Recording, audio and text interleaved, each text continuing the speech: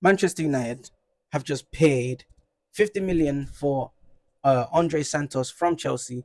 Well, 48 million, 2 million in add-ons, and Chelsea fans are devastated.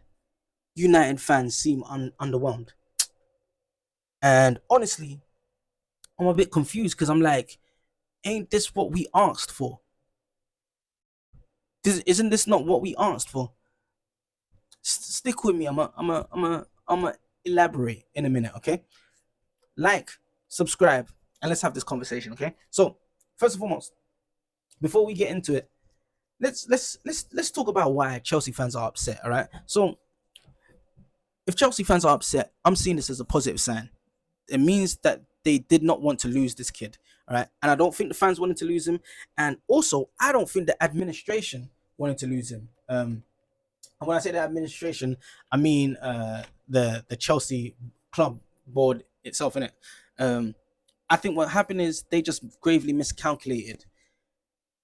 Let me explain. So Manchester United, Chelsea are a team that have an ethos that basically says buy players young and develop them, give them some long ass contracts, sell them just about or before their prime. Okay, and where they gravely miscalculated was last year, the season just gone, they had a terrible season, and that meant that they're not in the European competitions, which means that they don't have the cash injection that they would normally get, and also means that the squad that they have is not going to rotate. There's no rotation for the squad, and they have a roster of players, and a lot of their players are good. It's just that it's a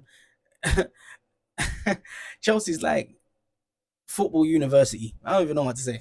So because they didn't get that cash injection, and because they're not going to be rotating, only playing one game a week, um, they had to sell one of their assets, and that asset had to be, or not had to be, basically, kind of had to be Andrey Santos, right? Because they don't really have any other players that other teams might want, either or they're willing to sell, right? Because either it's a Caicedo who they're not trying to let go of, Enzo Fernandez who they're not trying to let go of, or it's a player that isn't quite there in their development just yet. All right. And teams don't have a need for that player in their position just yet. That's my theory. Okay. So I don't think Chelsea are selling him because he's not good enough. All right. Which is what a lot of the United fans are saying, like, oh, he's a bench warmer. So why are we buying him? I think they're selling him because they have to make room, basically, innit? Yeah, got to make money. They got to thin their squad because rotation. Now, while Manchester United fans uh, underwhelmed, all right, or not excited, I think it's all because of one fucking word. You know what that word is? Marquee. Marquee. Like, sorry. Every single time for this whole window, I've been hearing the word marquee so much that I'm thinking to myself, brother, when am I gonna meet this guy? Who's this marquee guy? I'd love to shake his hand. Shit me. But marquee signings being Anderson, Chouameni, even though those are just conversations. Mateus Fernandez, and also like maybe even Tonali. We can throw Tonali in there, right? Those are the shiny signings. Those are the sexy signings. Those are the ones that, as Manchester United fans, we can look at the rival fans saying Arsenal, saying Man City, saying Liverpool, maybe even a Chelsea, and be like, nah, nah, nah, nah, nah. Look what we got, nah, nah, nah, nah, nah, right? So we didn't get that. So fans or Manchester United fans didn't get to do that. All right. However, what United did is they pivoted. And then that pivot is being interpreted by fans as panic, as impulsive, as reactionary, as opposed to calculated. Me, I genuinely think that it was planned. I think it has to have been planned. Now, the reason why it has to be planned is because the biggest misconception when it comes to football fans is people think United only has one shortlist. Hell no. Of course, they got an A list, but they also have to have a B list and a C list and a D list and all the way down to Z list. All right, they have to have on plans upon plans upon plans. All right, if you are going to be a formidable recruitment department that is worth its salt, innit? So if you miss target A, it doesn't mean you start from scratch. It means you move on to target B. All right. And apparently there's been conversations uh or contact from Manchester United with Santos since February. You get me? Apparently even a year before, they've been talking with this guy and his camp, innit, for a minute. So if you can't get the marquee, or you can't do your plan A, you're gonna have to go plan B.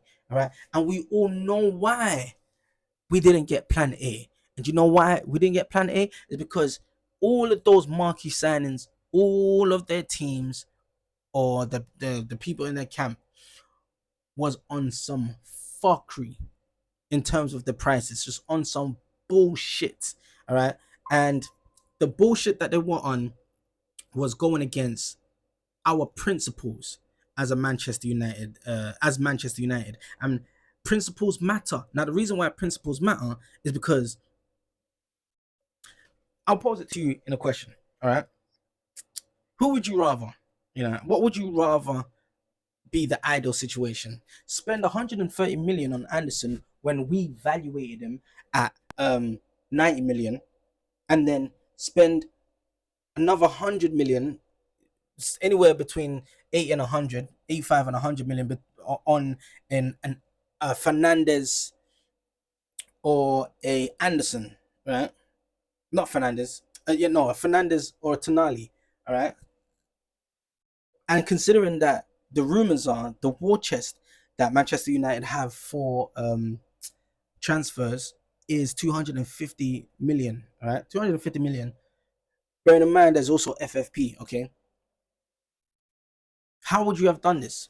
Would you have paid 130 million for Anderson and then another 100 on another marquee or another one of these guys? Is that what you're telling me? The last time I done maths, 130 plus 100 equals 230, which means we'll be left with 20 million for the war chest, for the rest of the signings that we know we need.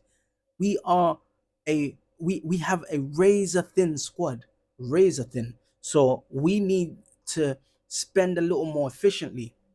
All right. Would you rather that, or would you rather buy a Santos, an Edison? Now, the last time I checked, right, when last time I done my maths, right, we got those two signings for less than 100 mil. Brother, that's a result.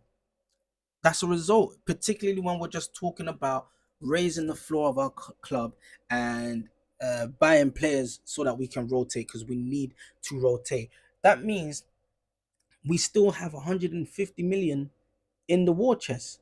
That sounds like if we're spending our money as frugal, I think frugal is the word, as we are now, that sounds like another 3 or 4 signings.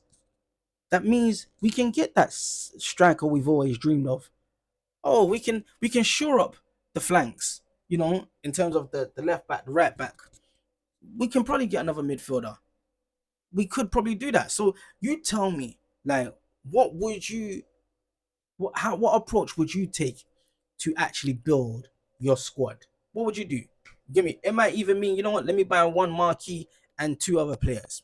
It's up. Tell me what you would do in it.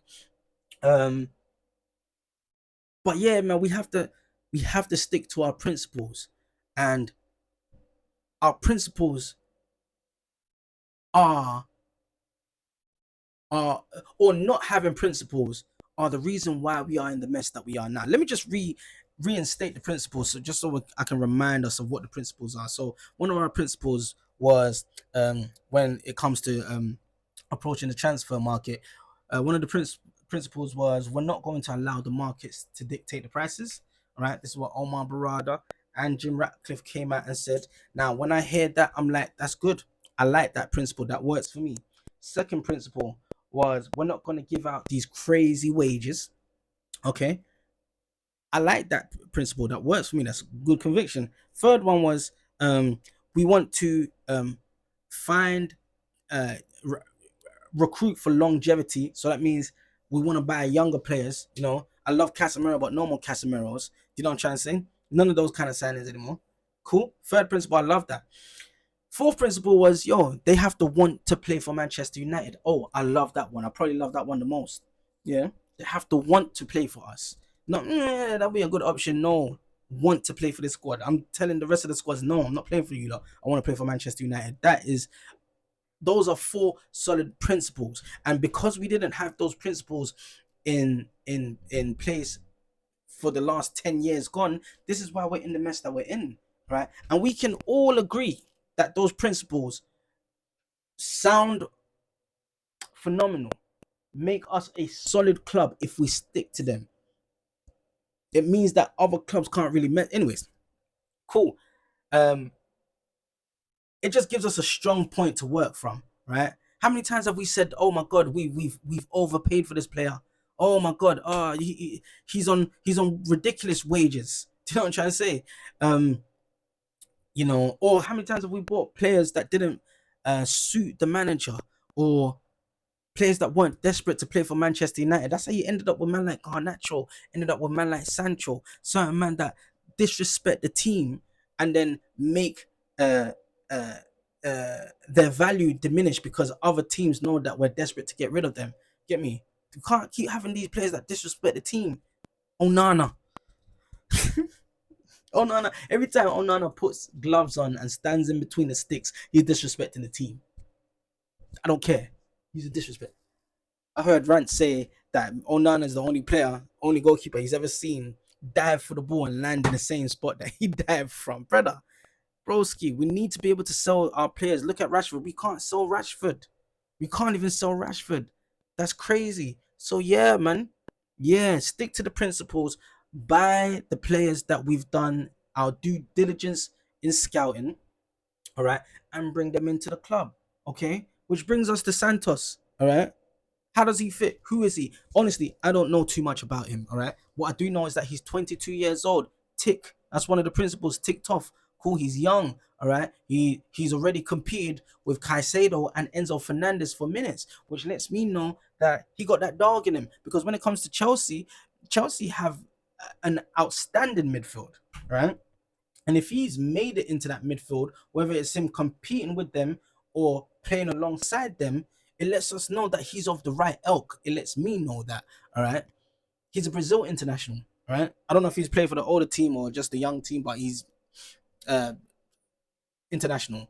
Progressive passing in the midfield. He does progressive passes. His stats when it comes to progressive passes are high in the percentile, right? So it gives us opportunity to have a deep line playmaker who can thread passes that can break down opponents from deeper down or from further away than from the opponent box, innit? Give me high ceiling, man. He's got a high ceiling. I mean, also he's still developing. Oh, interesting fact as well. He captained Brazil's under 20s national team in the South American championship. You get me? And he finished joint top scorer from midfield. You get me? So me hearing that just lets me know, so he has the right kind of mentality. He ain't afraid of responsibility. He can step up to the plate, and we are going to need that. We're going to need someone who has an authoritative personality to dictate the middle of the park. We need that in that position. And if this guy is showing all of these signs, brother, like what can we say, bro? He was literally a captain. So this isn't just another talented kid. This is a kid that Brazil trusted with their national team. Trusted to captain the national team. Brother, come on, man. Anyways, my closing thoughts. In finishing, I'm gonna say this, alright? Maybe Andrey Santos never becomes world class. Maybe he does. Alright? But what I'm actually happy about is that for the first time in years, Manchester United look like a club making decisions instead of having the decisions made for them. Do you know what I mean? And if this is the direction that we're heading in, then brother, I'll take it every single time over marquee. I'll take principle over marquee any time of the week, any day of the week. If Marquee fits in to the bandwidth or the criteria of principle, perfect. We've hit the sweet spot. But if Marquee is outside of that, you can fuck right off. That's how I feel. Anyways, what are your thoughts on it, man? I want to hear your thoughts. Tell me your comments. Tell me what you feel like Manchester United should have done. Is there something you know about this Santos kid that I don't? Because I don't know anything about him. If you know him, tell me about him. Leave it in the comments. And is there a player um, that Manchester United should be looking at, in your opinion? Right? Slap in a comment. Maybe I'll make a video about what you said or the comments that you've made. I'll try to reply. Like, comment, subscribe, all of that stuff there. And I'll see you in the next one, man. Peace.